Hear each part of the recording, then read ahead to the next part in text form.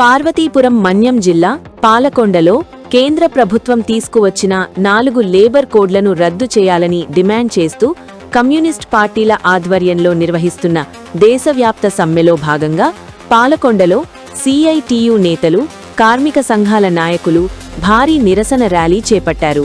పట్టణంలోని ప్రధాన వీధుల గుండా నినాదాలు చేస్తూ ర్యాలీ నిర్వహించిన కార్మికులకు అనుకూలంగా ఉన్న 29 చట్టాలను రద్దు చేసి 4 లేబర్ కోడ్లుగా మార్చడం కార్పొరేట్ సంస్థలకు మేలు చేసే చర్య అని విమర్శించారు. ఈ నిర్ణయాలను తక్షణమే వెనక్కి తీసుకోవాలని, లేని పక్షంలో దేశవ్యాప్తంగా ఉన్న కార్మికులతో కలిసి పెద్ద ఎత్తున ఆందోళనలు చేపడతామని హెచ్చరించారు.